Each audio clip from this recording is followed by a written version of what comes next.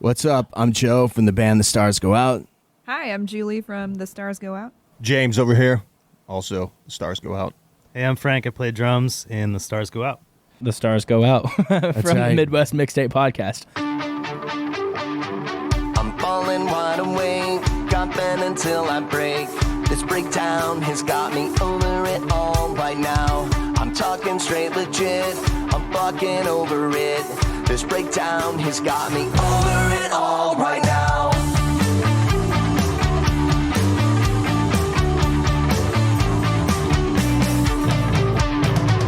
When I wake up to your textbook, it's too early for all of your mess. Don't wanna fake it, but I cannot make it. More really always seems to be less. I'm falling wide awake, I bend until I break. This breakdown has got me over it all right now. I'm talking straight legit, I'm fucking over it. This breakdown has got me over it all right now. Hey guys, it's JSTN from the barn, and this is the Midwest Mixtape podcast, and I'm sitting here hanging out with The Stars Go Out. How's it going, guys? So good. The best. And so I'm really excited to hang out with you guys because you do the pop punks, and Yeah. I'm a pop punk myself. Nice. So it's fun. So we've got you guys here for the Notes for Hope, of course, the 8th annual Notes for Hope, September 9th at 12 p.m. at the Park Hills Underground. $12 in advance, $10 at the door. There will be craft vendors. Craft vendors would be interesting, wouldn't it? And it's an all ages event, so bring your kids, bring the babysitter, bring everybody. Maybe not the dog, but everybody else. And then the acts that you can see for the day are the Doubted, Holding Ground, Skylines the Limit, At My Worst. These guys, The Stars Go Out, Degenerate and Deezyman, Y, Juge, part of Ben Diesel behind the mics right now. You'll see all of Ben Diesel at the show, though. Party Crashers, Kings of Vagabonds, Alex Kasznel and the board of directors, and our very own founder, Keith Hafner. So, yeah, you guys drove down from the city, from St. Charles, Yeah. from what I understand. So, how was that ride? It was so good. All the traffic All the traffic. for no reason whatsoever. Don't you just love it? It's my favorite. Some more time to listen. I to actually music. don't like it. I'm not even Don't a like it little at all, huh? No. Okay. So I have a few questions for you guys. What does mental health mean to you guys individually? Well, for me, personally, I don't really think about it too much, but I don't know why I don't. Maybe it's just how I was raised or something like that, which probably should be addressed at some point. That's one thing that I spoke to at My Worst and also the Doubted, the last couple podcasts, is one thing that is not talked about as much. Of course, women's health and children's health is just as important as men's health as far as mental health, but it's not as talked about.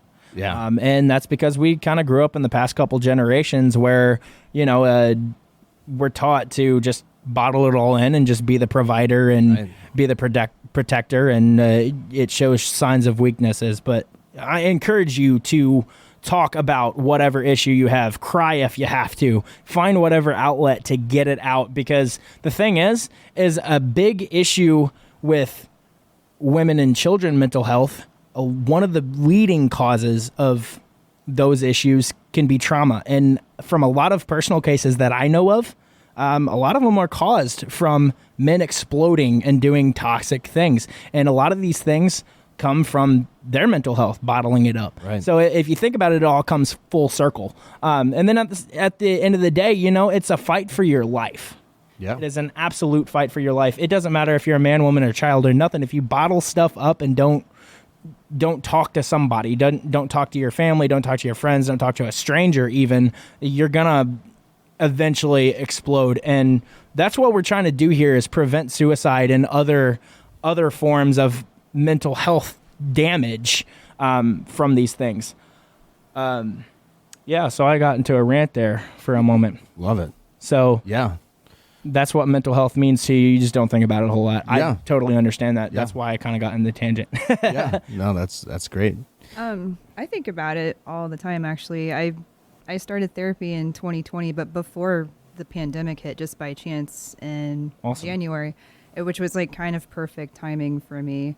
And I'm a big advocate for that. I think it's, like you said, just as important as anything else, and nothing to be ashamed of. And I have no embarrassment behind it, and I proudly say that I've been in therapy for that long, and it's been Perfect. a game changer for me. Then you probably know the phrase that we've spoke of at the last few interviews, pretty much the entire month, is it's okay to not be okay. Exactly. And that's why it's important to do therapy. And I've mentioned multiple times, mental health is just as important, if not more important, than your physical health. And therapy, and there's other forms of therapy too. It doesn't matter if you're talking to a counselor or a therapist, psychiatrist, or if you're just talking to your support group, or you're doing music, or you're an athlete, or you're doing other forms of art that you're just getting your emotions out. That is therapy to me. Yeah. And the thing about that is it's more important than going to the gym and working out the muscles or dieting to try to lose the weight, because your mental health, your brain is way more important than your body at the end of the day. I think, like for me, playing music is a big part of my mental health. And I think a lot of bands that start touring full time, they get out on the road, like it's probably the same for them, right? Like playing music with their friends, playing shows, that helps them mentally. And then when it becomes your full-time job, you're like, shoot, what do I do now? And I think that's a really hard thing. Like when you transition a full-time band, full-time musician, that goes unrecognized quite a bit, I think, amongst musicians, Yeah. But like for me, like playing music is the thing that keeps me healthy. Right. Music is the universal language for the soul. It doesn't matter if you can understand the lyrics, you're always going to understand the music. And it doesn't matter if you're the artist who's releasing the music or if you're the listener. It speaks to the soul, and it's therapy. And it's awesome talking to people that feel the same way about it. Yeah, it's pretty much the same for me. Music was my outlet, and you search for that perfect song that just hits you just right, and the lyrics, you bond with it or whatever, and Right. And then I realized that I could just write my own stuff, and I don't have to search for those songs. But it's still, even where we're not playing without listening to music. I mean, I think we'd all go, a little insane. Crazy. Yeah. Ain't that the beautiful thing about being a musician, is if you're looking and craving for a certain song and you can't find it, you can just create it. Yeah. It's obviously easier to say than doing it, but it's definitely a privilege to be privilege to be a musician. The best part is you don't have to sound good. You don't have to play good. You don't have to be a great musician. If what you're doing is If it an makes you outlet, it's a release, whatever. I mean, That's beautiful. Exactly. Okay, and so going off of that note, I have another roundtable question here for you guys. What advice would you give somebody going through a mental health crisis in this moment? Write nasty breakdowns. Just rip it. All right. I would say open up. Don't be afraid to open up. Always. There's no shame in it. We're all human. We all experience it, whether we admit it or not. We all have some form. Exactly. Always build that support group, and even if you don't think you have that support group, there's people there to listen. Absolutely. And even like I mentioned, talk to a stranger, even if you have to. Maybe they won't listen, but you never know until you try. Right. And more people are listening than you think. Absolutely. Yeah, if people aren't accepting to it, they're probably not the people you want to be hanging around with anyway. So Yeah. Right. Awesome. Well, I think we're going to go ahead and go into our first break. And so the song you guys chose for that one was Anti-Hero. And I actually listened to that one, and that one was the one that grabbed me the most out of your guys' sweet. music. I love that song. So, Well, thank you. We're going to take a listen to Anti-Hero by The Stars Go Out. And the scene where I get older, but it's never wiser. Nights you come, my afternoons.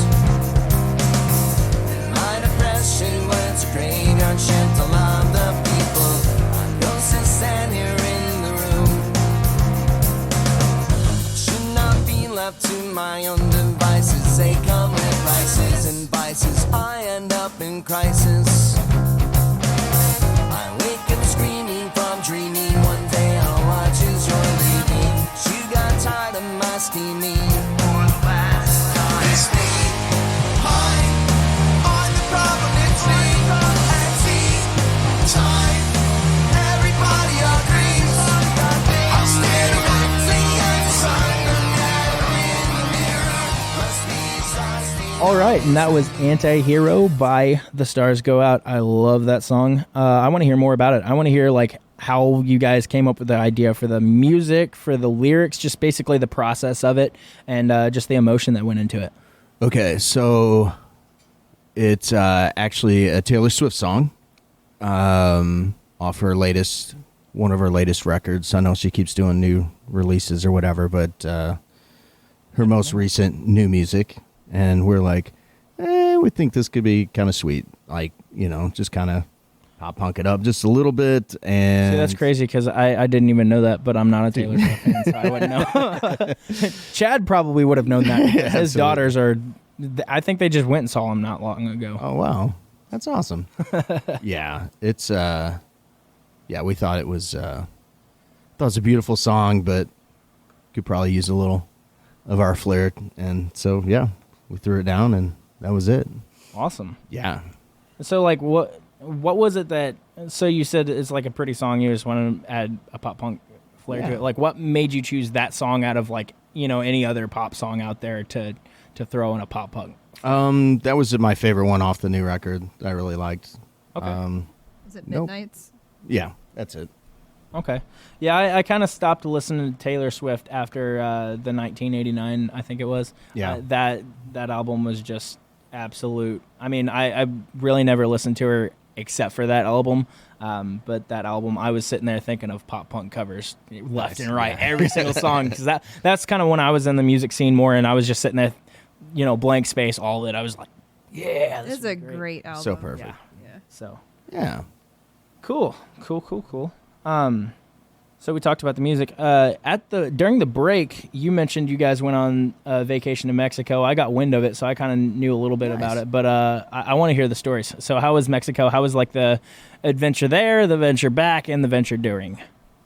Yeah, so it was a big band trip. We went out with us, The Stars Go Out, and Ben Diesel, along with some friends, and just had the best time for 6-7 days, however many days we were there. But yeah, direct flight out there on the beach all week. Did some karaoke, which was really entertaining. Yeah. Like the karaoke host is like, why is this side of the room so good? I know. That was fun. She did say it Yeah. a couple times. That's awesome. I do karaoke every now and then, and my friends, they know that I'm a singer, and every time I do it, they're like, you shouldn't be doing this. Like, I'm like, why not? It's fun. That's awesome. So you guys do any other cool stuff besides like the karaoke and all that? Like, Yeah, just a lot of beach time, a lot of hang time. Played some golf in a lightning storm. Yeah. That was a good time.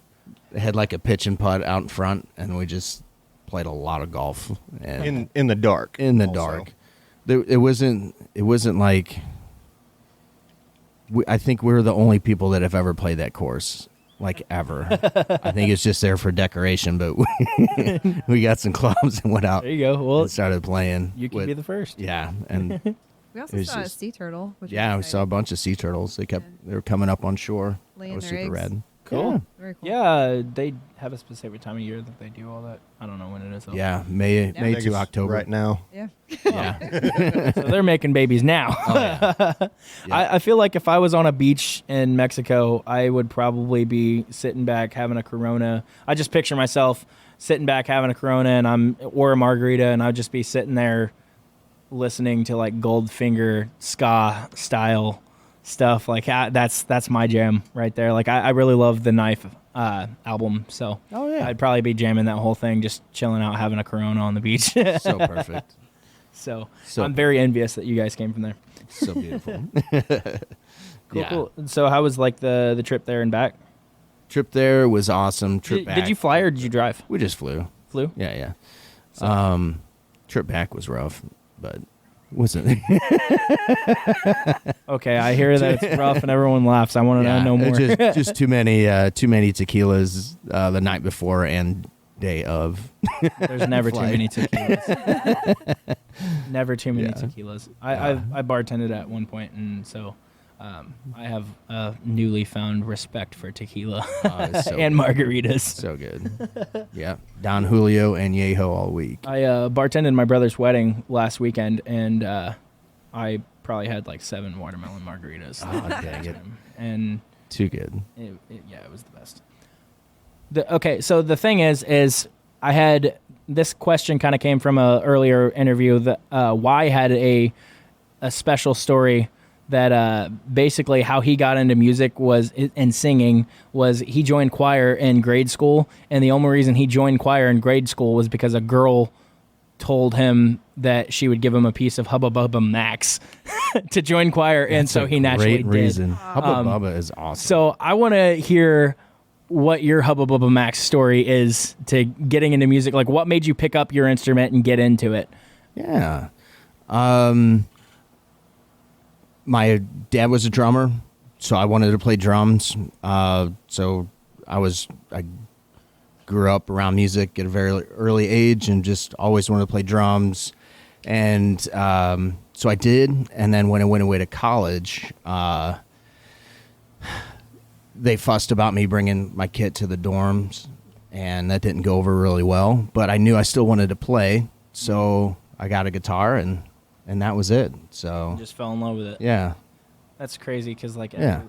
I love hearing the stories of, like, people starting on one instrument and then they play another and they're like, holy crap, this is what I should be doing. yeah. And it's cool. And for you guys, like, what's your Hubba Bubba Max music story? I came from a huge family, so I really didn't have like the means to have any sort of instruments growing up at all. I had a friend that had acid rock on their computer in high school, so I'd made some pretty sick techno beats back in the day. But I've always been obsessed with the I'd love to bass. find those files. I would love to as well. I bet they're horribly bad. But so I picked up bass as an adult at 28, which I absolutely love. Have always loved the bass, and I feel so fortunate to be able to play now. Yeah, and it's never too soon or too late to pick up an Exactly. instrument. You That know, is I correct. know people that, you know, they don't pick up an instrument until their retirement. And, Yeah. you know, it's again, we talked about the mental health aspect of it and everything. It's just, it's awesome when you pick it up. It don't matter what age it is. It still feels, it's that same feeling. You're like, man, I need to be doing this. Yeah, So, yeah, that's pretty cool. absolutely. I picked up clarinet in 2nd grade and kind of worked my way up the cool scale. So like in 5th grade, I realized clarinet's really not that cool. Maybe trombone. would be Easy, better. Frank. There's a lot of clarinetists out there. I still have it. Don't make me break it out. And then I picked up trombone. That was kind of cool. Like I ended up in a ska band in high school, which was really cool. But then drums called me, and I did bring my drum set to college and ended up majoring in music, and never looked back, man.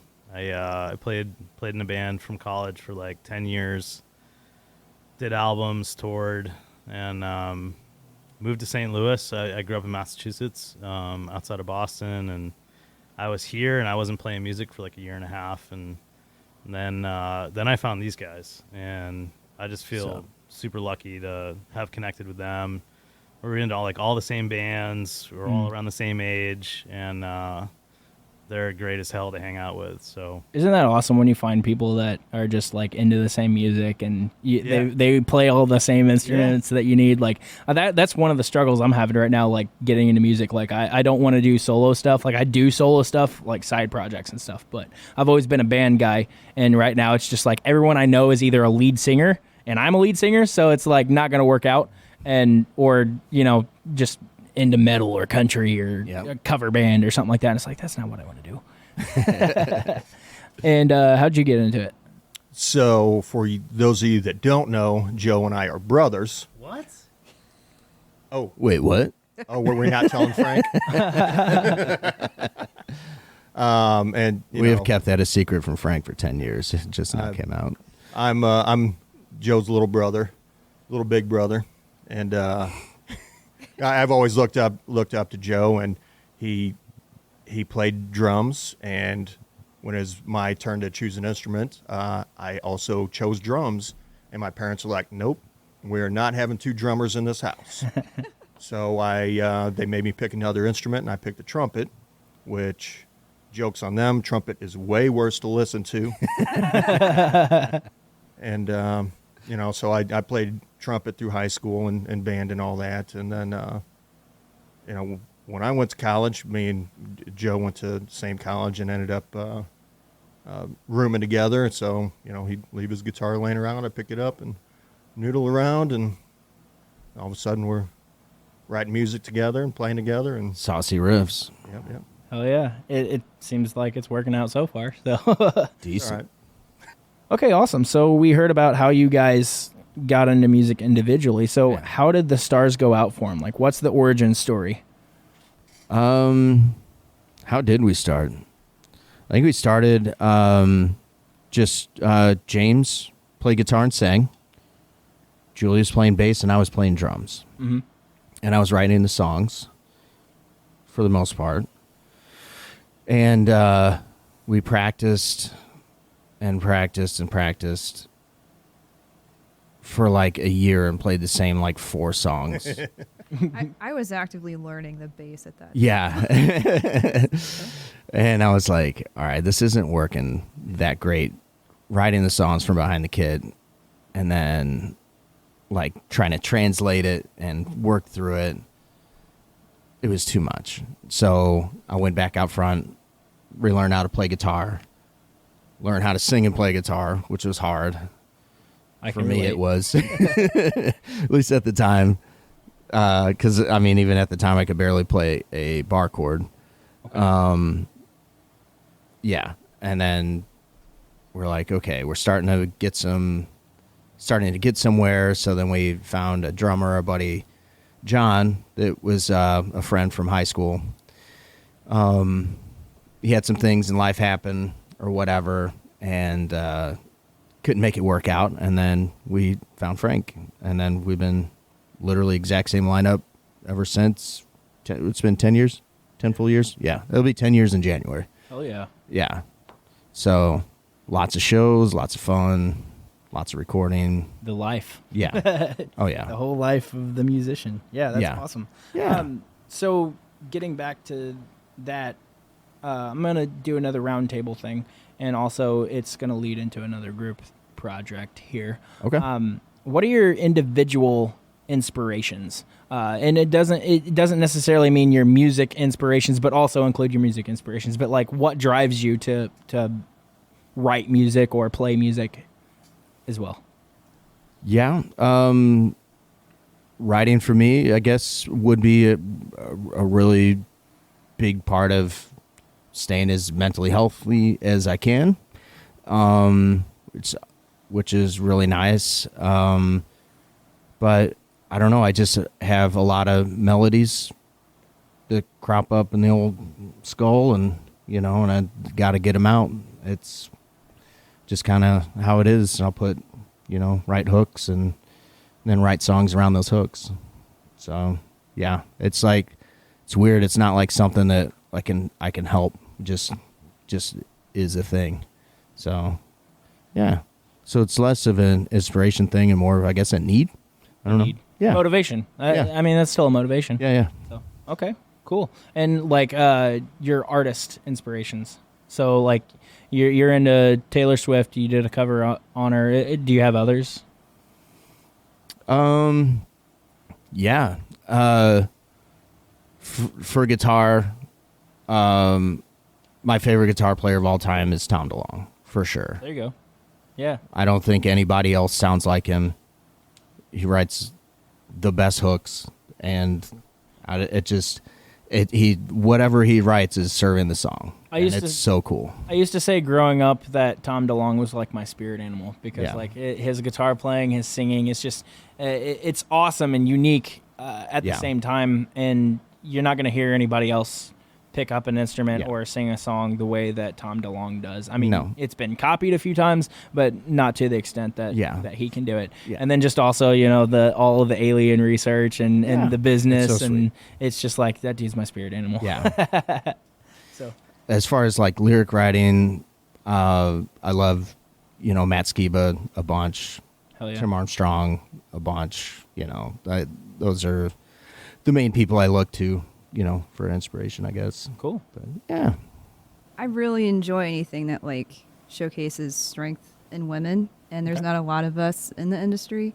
And I guess That's cool. inspiration-wise, going back to like Carol Kay, who was a studio musician and trailblazed the way for all of us women in like the bass world, and then Kim Gordon with the Sonic Youth, and my current bass fave is Lynn Lee with Bad Cop, Bad Cop. She's just an absolute beast Cool. rips. on stage. There you So go. good.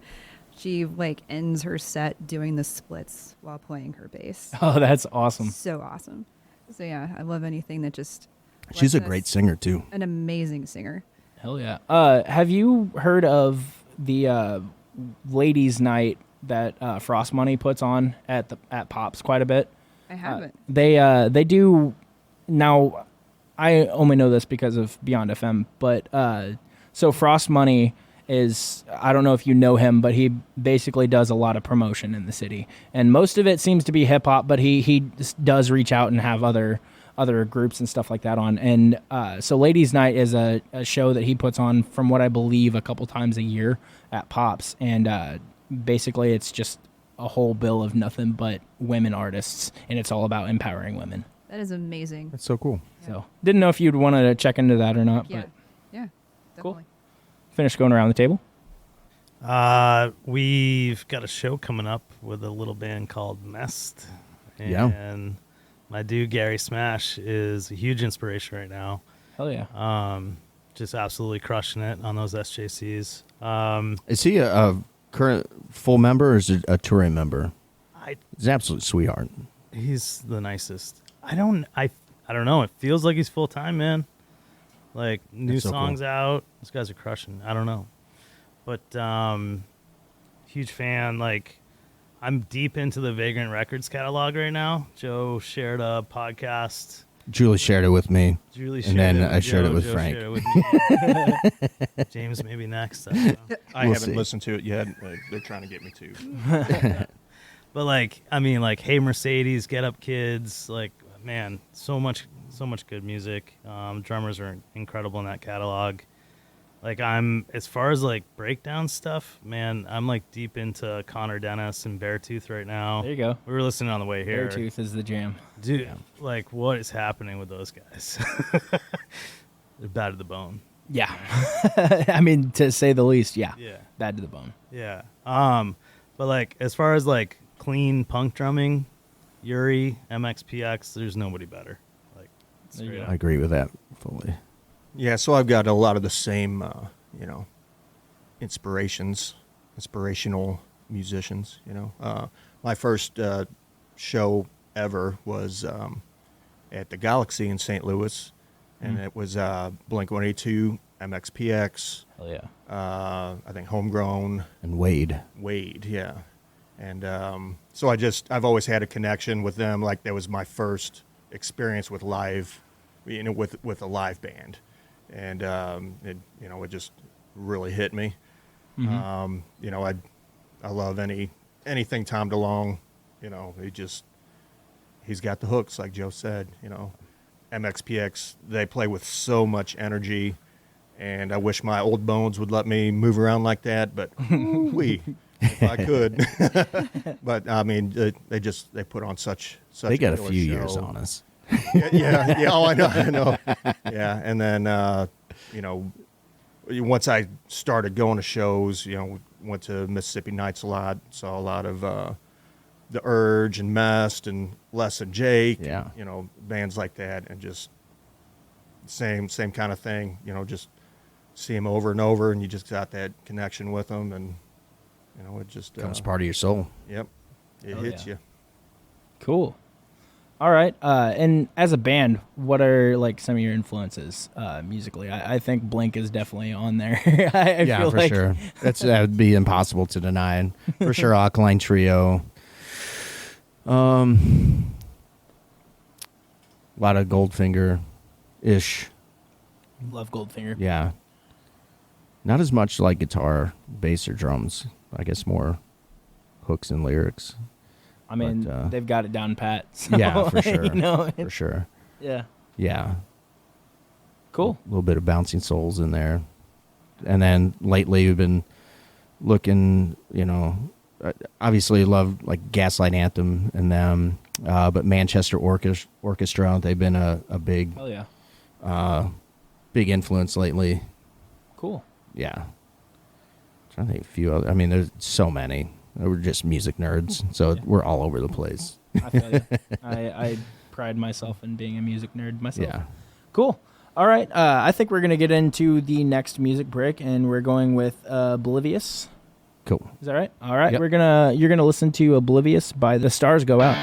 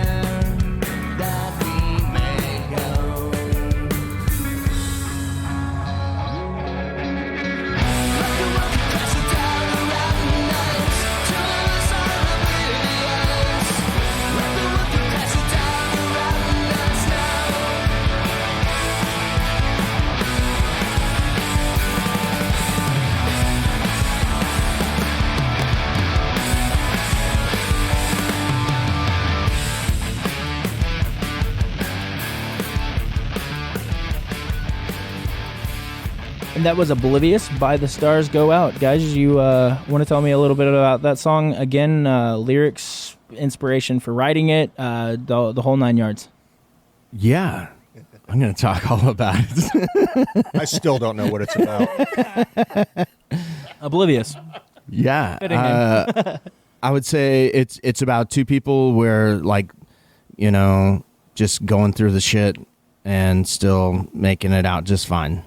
And, just keep plugging away, and That's noble eventually enough. shit's going to work out. Yeah. Oh, yeah. Okay. Shit's looking up. Yeah. Anything else to add to that? Or- I think that was kind of a one of our, I don't know what I say. It's like a departure or anything, but it's a little bit different style than what we had written previous to that. Heavier intro,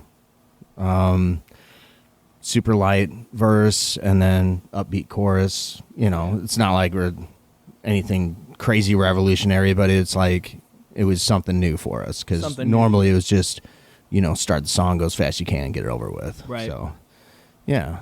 Oh, yeah. That's definitely a good it's good to change up now and then. Yeah, for sure. Okay. So we talked about several of your songs. We talked about your music influences and how you got into the instruments and stuff like that. Tell me what a typical songwriting process is for The Stars Go Out. Just in general, like, do Sure. you guys typically write the music first and then lyrics, other way around? Do you guys do a lot of bouncing back music files on the computer? Do you just get together and just see what happens? Like, Yeah. how do you? It always starts with a hook. Okay. And there's always going to be a guitar hook, and there's always going to be a lyrical hook. Mm-hmm. And then I'll start building the song around that, kind of get a general idea of the structure, of the key that's comfortable to sing in, that sounds good and emotional.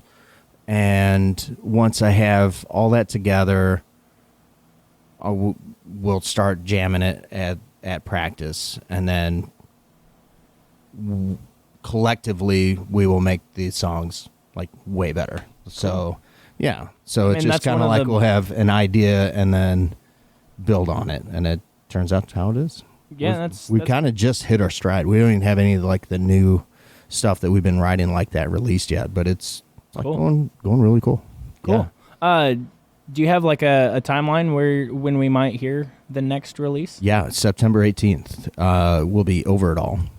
Awesome. Yeah. I can't wait to hear that one. Yeah, talk about mental health. That's about a sad boy that has problems with setting boundaries. Apparently, if I was analyzing it. Gotcha. Okay. So you talked about that song's being released. So are you kind of just releasing some singles at a time? Or are you going with an just EP? one at a time, and then we'll put a record out. Okay. So with those singles on it, plus probably a song or two extra. Cool. So. Where all can we find your music online? Right now, the best place for us to listen to it would be on Spotify, but literally wherever you can listen to music digitally, you can listen to it. Even like SoundCloud, Bandcamp, SoundCloud, like Bandcamp, all of it. Cool. Yeah, for sure. So, yeah, and then other than that, I mean, we're trying to get some tapes printed up for a show coming up soon, but cool. So if you come out, you might get some cassette tapes or whatever, but yeah. Awesome. And so you guys can catch some of their music that we just talked about once again at Notes for Hope. It's the 8th annual Notes for Hope, September 9th at 12 p.m. at the Park Hills Underground. It's $12 in advance. It's $10 at the door. There's going to be craft vendors outside. Tiffany made sure that was a thing, which is really cool that we're going to have the cool. visual art as well as the music art. And then, of course, it's all ages. Once again, you can see The Stars Go Out. You can see The Doubted. You can see Holding Ground, Skylines, The Limit, At My Worst, Degenerate and Deezyman, Y, Juge, Ben Diesel, The Party Crashers, King and Vagabonds, Alex Kasznel and the board of directors, and the founder, Keith Hafner himself. Yeah. Where else can we find you guys? Show-wise. So that's September 9th at Park Hills Underground. After that, the next one you can see us is at the Blueberry Hill Duck Room. Awesome. That's a great place. I know. You can't go there without getting a burger. I know. They got the best burgers. Yes. So we're going to be there with Mest and Authority Zero. Cool. So that one's going to be super rad. On September 22nd. Yeah, that one's September 22nd. That's a Friday. Awesome. Yeah. What else do we have after that? I think Got some cover shows. cover shows at the Wine Bar in Newtown. We love doing some cover shows here and there. Just cool. It's just love it. It's fun. Switch it up. Yeah, every so often. It's really just a party, and we just play music while there's a massive party going on. Yeah, and then we have the benefit show, which I don't think we've established who it's going to benefit yet this year, but that's going to be in December, on December 9th. That's when you guys are putting together? Yeah, it's one that Ben Diesel does every year. Oh, okay. Cool. Yeah, I think we've been invited for that one every one except the very first year. Cool. I think we took last year off to do DK Christmas, and then the year before was pandemic times. So, but other than that, we've been there every year. This year is going to be at the Heavy Anchor. Awesome. So there's going to be a bunch of rad bands there for that. Yeah. Cool. Where else can everybody find you, like social media wise, website, stuff like that? Yeah, Instagram, mainly Instagram, Stars Go Out. TikTok, the Stars Go Out Band. My Twitter's pretty well dead. I don't know why. Good old X. Yeah. Threads for sure. You can catch us on Threads, which you'll be able to find that through Instagram. Right. Yeah, Facebook for sure. And you guys got a website too? Yeah, thestarsgoout.com. Cool. Yeah, and that has all the links there too. YouTube. Yeah. Awesome. YouTube. Yeah, sure. Well, it's been good talking to you guys. It's been good talking to you. Thanks for having us on the show. Absolutely. I appreciate you guys taking the drive down and coming and knocking this thing out. Yeah, happy to. It's been a good time. All right. And that's been The Stars Go Out at the Midwest Mixtape Podcast here at the barn. And that's a wrap. Peace, y'all. I'm falling wide awake, dropping until I break. This breakdown has got me over it all right now. I'm talking straight legit, I'm fucking over it. This breakdown has got me over it all right now.